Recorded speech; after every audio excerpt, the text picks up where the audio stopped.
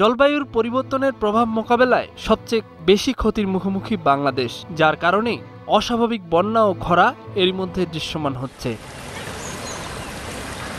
এমন বাস্তবতায় প্যারিস চুক্তিতে শিল্পোন্নত দেশগুলো এখনও তাদের ক্ষতিপূরণ বাবদ কোনো অর্থ দেয়নি, বরং টালবাহানাই করে আসছে। এর প্রতিবাদে মানববন্ধন করে টিআইবি। জলবায়ু বৈশ্বিক যে চুক্তি, সেই চুক্তি তারা নস্যাৎ করতে চাচ্ছে। তারা ক্ষতিপূরণ হিসেবে বাংলাদেশ সহ অন্যান্য উন্নয়নশীল দেশগুলোকে যে অর্থ প্রদানের কথা অঙ্গীকার করেছে, ক্ষতিপূরণ হিসেবে সেই অঙ্গীকার থেকে যুক্তরাষ্ট্র সরে আসছে, যেটি আমাদের কাছে কোনো অবস্থায় গ্রহণযোগ্য নয়।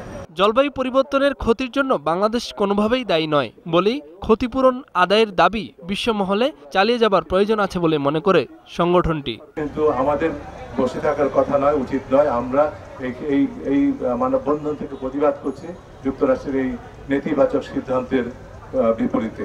তো আমাদের সরকারের কাছে দাবি করছি, আমরা সাধারণ মানুষ হিসেবে, যে আমরা আমাদের যে ন্যায্য পাওনা সেটি পাওয়ার জন্য কূটনৈতিক এবং অন্যান্য পর্যায়ে কার্যক্রম অব্যাহত রাখতে হবে, জোরালো করতে হবে।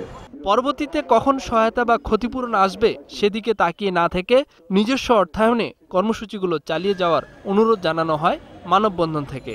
জনগণের অর্থে যেন এই তহবিল চালু রাখা হয়। মোহাম্মদ নুরুন নবী, ২১ টেলিভিশন, ঢাকা।